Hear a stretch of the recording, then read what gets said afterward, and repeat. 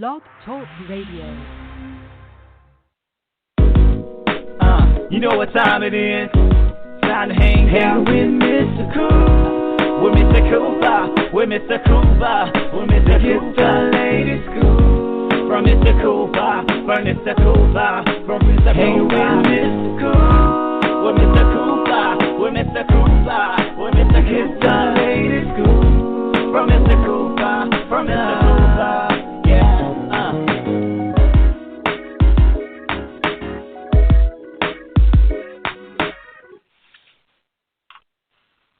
Welcome to the Bit Scoop with Coop. I'm your host, Coop. And tonight, guys, we have another one on hand. Tonight, guys, we actually have another show on hand, guys. We have another great show that's going on today on the Bit Scoop with Coop. Guys, ladies and gentlemen, just to let you know, this is the season finale of the show. Season finale of season 3. This is not the end of the show. So I just want to let everybody know that make sure you do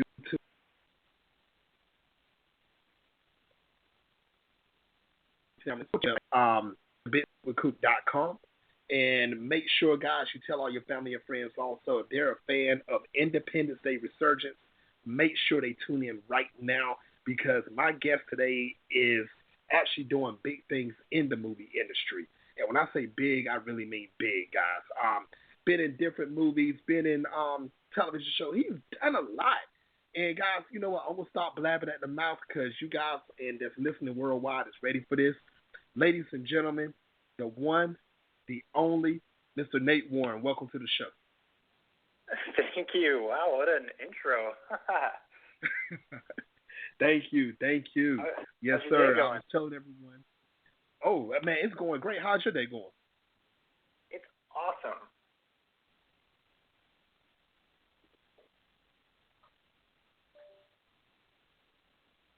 Starting your career and way more. Now, Nate, people listening worldwide right now, they want to know, when did you first realize that you wanted to become an actor? I can't remember a specific moment that I first knew. I was always just like a really creative kid, very imaginative. I was always daydreaming and creating these epic stories in my head and playing them out in the yard or reenacting scenes from like television shows or films for my family. So I was always kind of like that performative kid, but I think I knew I wanted to make it a career after I saw a theater production of Little Women, which was happening at the Albuquerque Little Theater when I was in like the 5th grade. And I just remember sitting on the edge of my seat and thinking, wow, these people are so awesome, like the costumes, the set, and they're like doing it. And I knew that, I really wanted to make that a career. And I was always so amazed that like people in television and film were actually getting paid to essentially play, because that's what we do as actors is we play. So I was always amazed by the fact that they could actually make a career out of something like that. and you know what? And a lot of people have to realize that if you have a dream when you're young about doing this, you got to run with it. And it's in your head for a reason. Yeah. So I congratulate you for what you've done already, Nate. Like I said, you're doing big things. You started when you was young. What were some of your favorite shows that you like listening or watching when you were young? Oh, gosh. When I was young? Oh, Lord. I was a big cartoon fan. I watched a ton of cartoons when I was a kid. When I grew up, Friends was like a staple item of when I was like a teenager. That was like what I always watched. What else? I'm always going back to watch like Star Trek and The West Wing. Pretty big fan of that. Right now I'm watching Bloodline and House of Cards. Still have to catch up on that. Oh my God, and I'm a huge fan of Game of Thrones, and I just watched the finale, and holy smokes. I'm not going to say anything, but that was a pretty epic finale. And Nate, I missed the season finale. I'm going to watch it, but I was watching, I was looking at comments on Facebook, and people were Oh, you blown can't away. do that. It'll ruin it for you. Right, and that's the thing. It's like, but you know what? The good thing is, the people that I'm following on Facebook, they will make comments saying something like, "Oh my gosh, this really just happened," but they won't say any names and they won't say what just happened. But they actually are boosting up that season finale as like one of the greatest shows that happened in this whole season for Game of Thrones. Do you agree? Oh my God. Yeah, absolutely. Yeah, I had to like promise myself not to look at social media at all until I'd seen the episode because I don't know. I get pretty intense about this. I'm a Game of Thrones lifer now because I can't bring myself to have it ruined. I'm like entrenched in the whole story now. So. Wow. And that's the thing. I'm gonna have to watch the season finale, and Nate, I'm definitely gonna have to hit you up and let you know what I thought about it because I'm hearing nothing but good things, and I'm ready to hear this and see this myself. Right on. Well, you are gonna love it. It's insane. So much happens. Wow, I'm to see it now. You got me actually hyped up. I think I'm gonna actually catch it tonight because I actually have it DVR'd. I just haven't had a chance to watch it. So I'm definitely going to watch it tonight. Nate, did you have any mentors? Oh, yeah. Did you have any mentors that was helping you in the movie and television industry? Yeah, I mean, countless people. I mean, I've had so many mentors, and I also I try to learn anything that I can from everyone in the industry, whether it's colleagues or directors, writers, producers, casting directors. You try to really learn as much as you can from anybody. And I do have one mentor that is based here in LA, and she's fantastic. Her name is Dallas Travers, and she calls herself the actor's advocate, and she totally is. Like, she's all about actors. And the funny thing is she's never been an actress. She's never been an acting coach. So she kind of has that separation.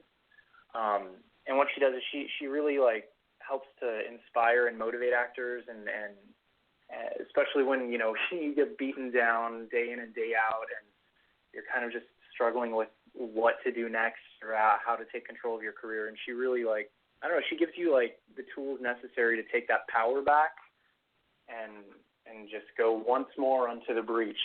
So. But I'm also really lucky. I have a good group of friends here, and all over the country that we kind of help support each other and give each other feedback and create together. So, yeah, I guess I kind of consider everyone in the industry I meet to be like an opportunity to learn and grow. So. Yes, definitely.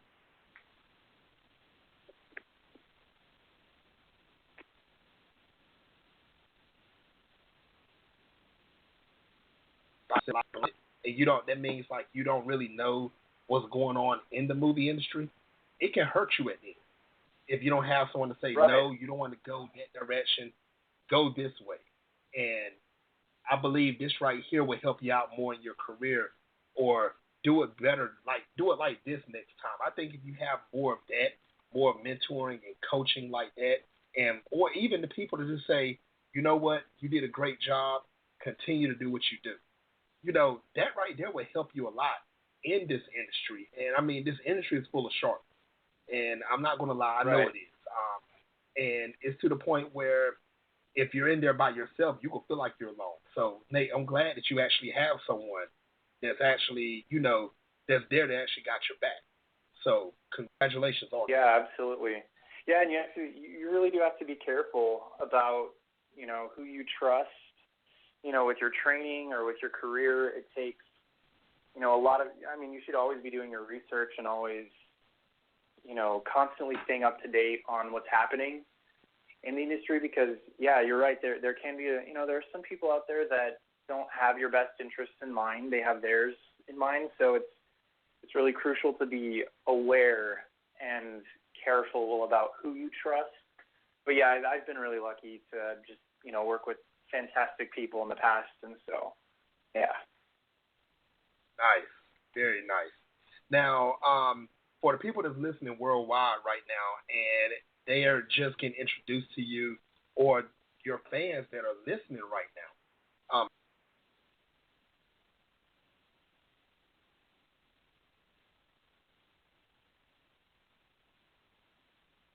Or Amazon. We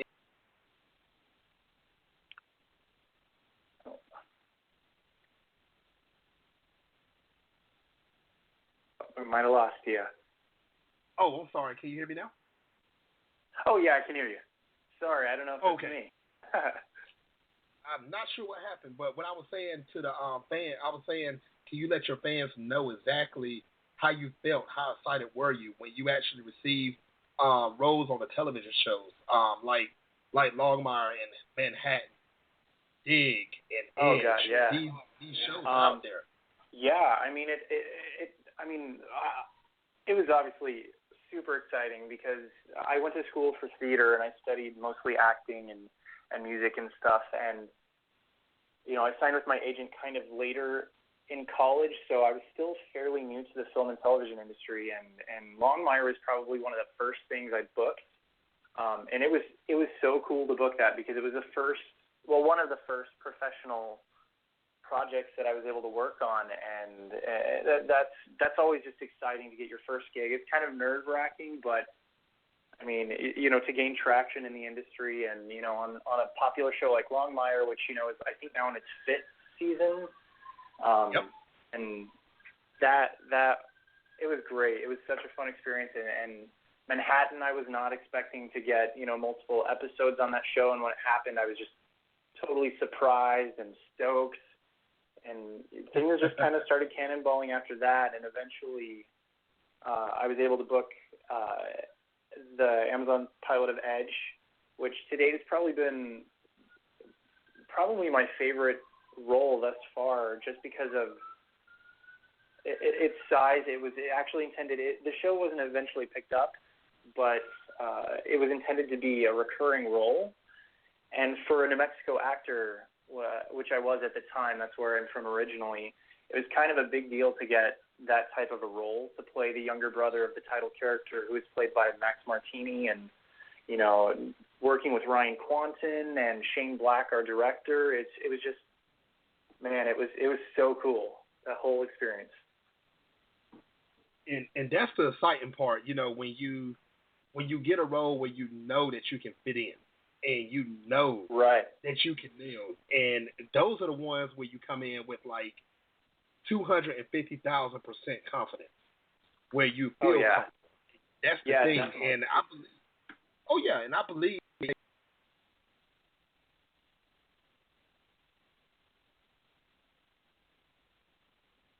Uh-oh. I think I might have lost you again. I'm sorry, can you hear me now? Oh, yeah, I can hear you. Okay. Oh, technology.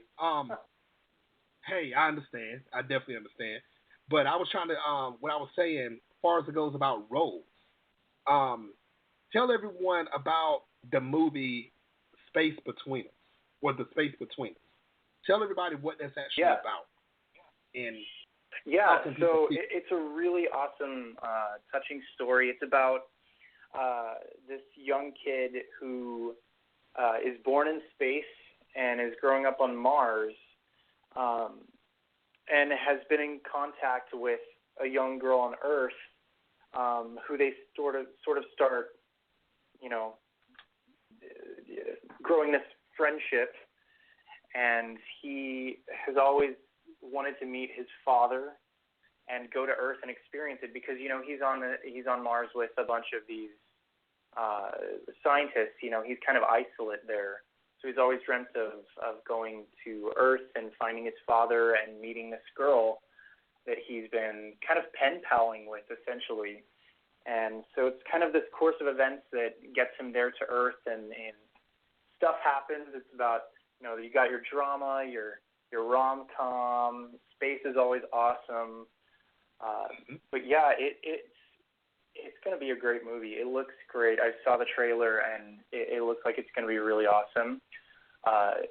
It was a really cool experience. I was able to work with Britt Robertson in a brief scene, who she plays Tulsa, the young girl.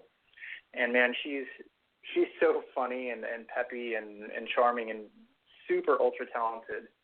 But yeah, it's great. I think it's going to be coming out in December.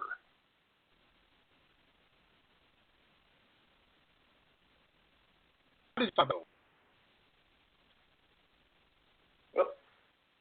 I think I lost you again, Nate. Oh, there we are. Okay. I'm not sure what's going on, but I got you back. So, how did you find out about that role? Oh, yeah. What did you hear last? Oh, I didn't. I just heard it was coming out in December. Oh, yeah. It's coming out in December. I think towards the holidays, I'm pretty sure. But yeah, I would definitely check it out. It's going to be, it's very touching and funny, and, you know, you have your love interests, and it's all about teenage angst and, you know, finding your place in the universe, essentially. So I definitely recommend that people go out and check it out.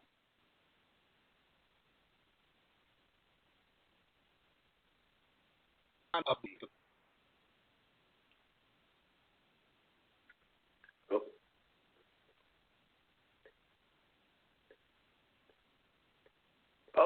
there? I think I lost you again. If it's cell phone signal or if it's the technology or what's going on. But how did you find out about the space between us? So basically, most things come through my agent. So she usually gets some breakdowns of, you know, when a project comes, at least through New Mexico, she'll get the breakdowns of what projects are coming and what roles might be right for me. And sometimes, you know, you'll get, you know, casting as an idea of who they want to see. Sometimes your agent likes to pitch you for roles that either you or they feel are good for you. So I actually found out about from her. And went in, you know, you usually go in for an initial audition, and depending on how that goes, you come back in for a series of callbacks, and then, from there you either you get it or you don't. Were you nervous when you actually went out for it? Not really. No, I mean, I actually, maybe I'm weird, but I kind of like auditioning. I'm still at that point where, you know, I do go in for like initial auditions, and I kind of just enjoy it. It's like, you know, my chance to work, my chance to show them what I got, and in my callback, I was even happier because I had our director Peter Chelsom in the callback, and he just likes to work with actors. He's really for and about actors, so he's you know, throwing you feedback and asking you to try this way and then that way, and then finding moments where he's like, oh, you know, that was really good. I liked that. I hadn't thought about that before. That was a different way of thinking about that. So I really enjoyed the audition process. Nice. I'm the same way. I've been in 2 movies, getting ready for my 3rd soon. 2 short, congrats. basically. Thank you very much. And I'm the same way. When it comes to auditioning, it's like you're trying to show people, hey, look what I can do. And that's what auditioning is, basically. It's showing people what you can do. And you get out there and you show the reason why you bust your butt every day to get to an audition, to do what you can to grow as an actor. And I have to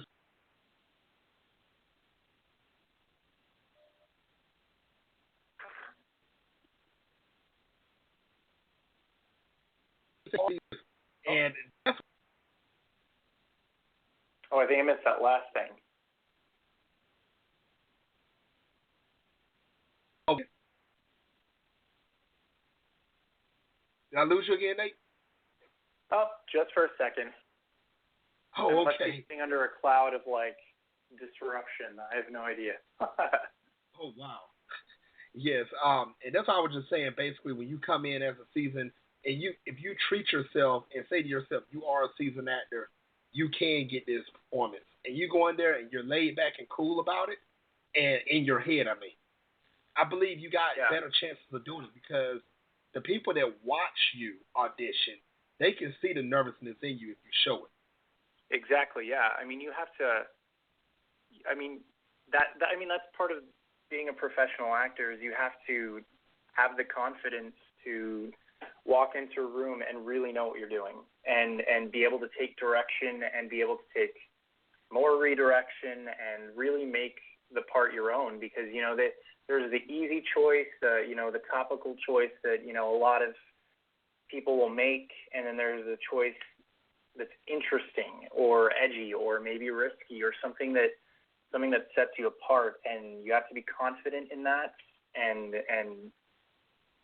like I said, really know what you're doing and really have the training and the tools available to yourself so that when you get into the room, you're not distracted by things like nerves or, however many people are in the room, or are you okay with what you're wearing? You really have to kind of do that research beforehand so that when you get to the room, you can just work. You don't have to worry about external factors like that.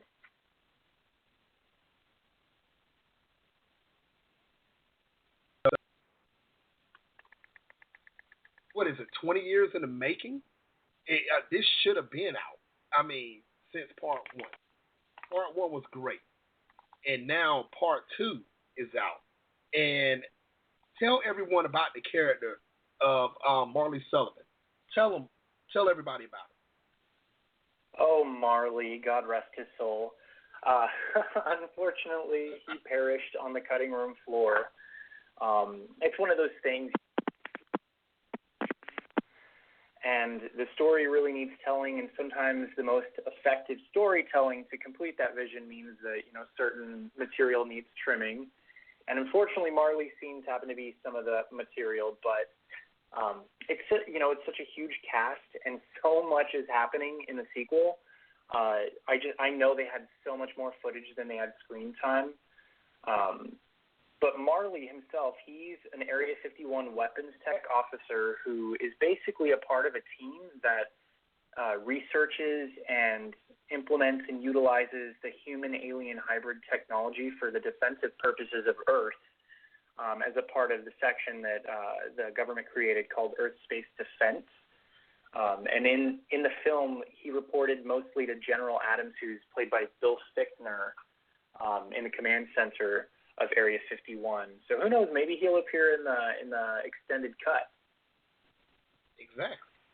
Exactly. So, how was the atmosphere? Where people couldn't see on the camera. The atmosphere was. I mean, it was such a blast. I mean, honestly, the moment I got to set, just being on set alone was such a surreal experience because I was a huge fan of the first film. I loved it, and the cast, and at the time the insane visual effects that they had going on. And you get on set and you're in Area 51. You're just absorbed into this world that's already been created for you, and the cast and crew really they made it that much better. They're so professional, and everybody was working so hard on the film. But we all somehow had a chance to chill backstage and just have fun. I sang show tunes with Jeff and the rest of the actors in the scenes backstage. I think the director Roland had to tell us to quiet down at one point. We just told stories and jokes, and people were dancing and listening to music. Because you try to keep the energy going and light so that you can stay in there. And it was such a cool experience.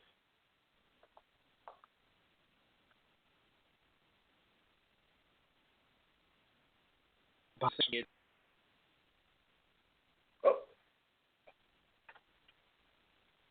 Did I lose you again, Nate? Sure. Yeah, I'm pretty. I don't know. Maybe it's my phone. I think my phone has it out for us. Oh, wow. Phone behave yourself. What I was asking, did Will Smith ever show up behind the scenes to actually see any of this shooting of the sequel? Not that I know of. He definitely wasn't there when we were shooting.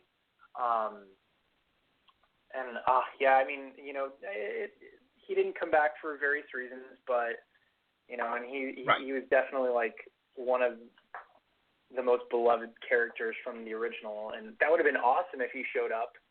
or could have been a part of the project, but, various things come up and schedules and agreements and, for whatever reason he wasn't able to be a part of the project. But no, he wasn't there. But we got, Jeff came back.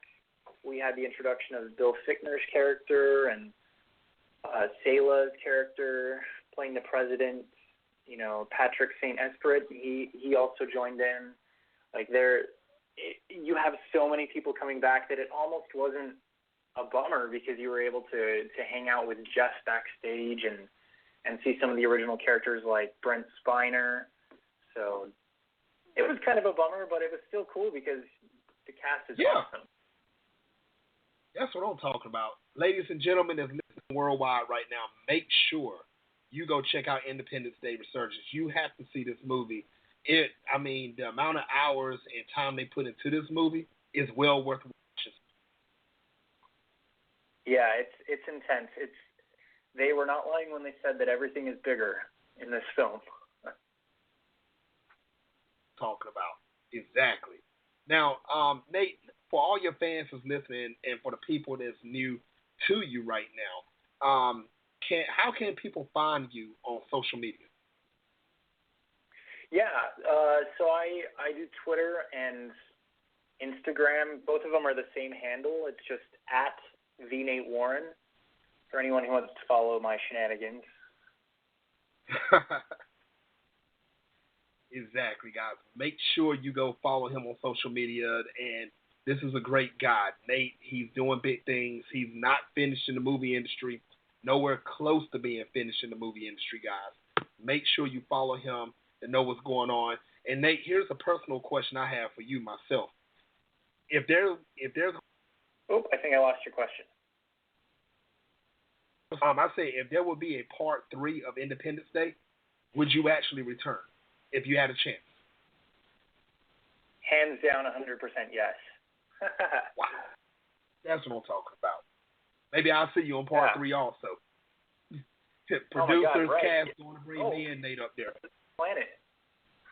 Hey, yes, that's what I'm talking about. Now, Nate, what is your ultimate goal as an actor? My ultimate goal is I really just want to do great work. I want to be able to honor the great characters and the stories that are written that, reach people and provoke thoughts or, elicit any type of reaction from a viewer. Because after all, we're all storytellers, and I think the point of this type of entertainment, like film and television, theater, is to investigate really the human experience and, how we all relate to each other and connect. And, film and TV and theater allows us to kind of explore that.